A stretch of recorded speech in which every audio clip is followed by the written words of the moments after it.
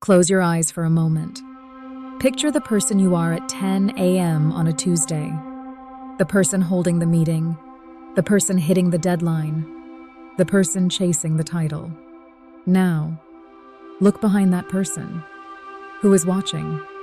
We spend our lives building a professional ego, a monument made of job titles and quarterly reviews. But the ancient Upanishads warn us, a monument is often just a beautiful tomb for the soul. Today, we journey back to the golden age of India to meet a man who ruled the world, but owned absolutely nothing. King Ambarisha sat on a throne that commanded the earth. He had the wealth of nations at his feet. Yet, the ancient texts tell us his mind was always elsewhere. It was fixed on the infinite. One day, the great sage Durvasa Muni arrived. Durvasa was the embodiment of the volatile ego. He was powerful, respected, and terrifyingly reactive.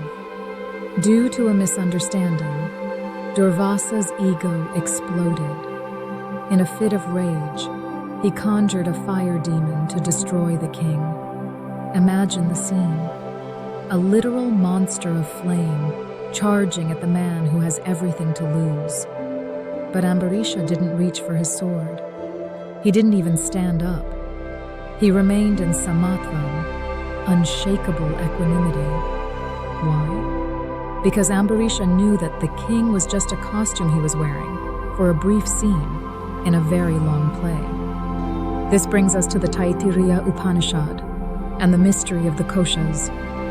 When you feel the sting of a professional failure, where does it land? It lands in your Manomaya layer, the layer of the ego, the layer of me and mine. The professional ego is a ghost that haunts this layer. It whispers that if your project fails, you are a failure. But Ambarisha lived in the Vijnana Maya layer, the sheath of wisdom.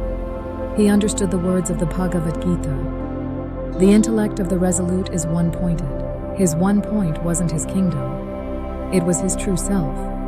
To him, being an emperor was simply a form of Nishkama Karma, a duty performed without the hunger for the result. So, how do we, in our modern cubicles and home offices, become like Ambarisha? It starts with the witness practice. Tomorrow, when you are in the heat of a high-stakes moment, try to see yourself from the corner of the room. See the professional ego doing its dance, defending its territory, seeking praise, fearing blame. Smile at it.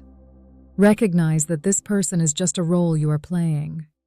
As the Mundaka Upanishad says, this self is not attained by the weak. It takes immense strength to stand in the middle of a corporate storm and say, I am not this storm, I am the one watching it. You don't need to quit your job to find peace.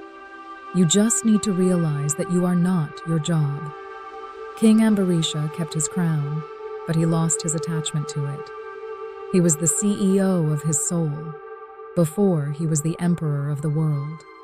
Which role are you prioritizing today? Tell me in the comments.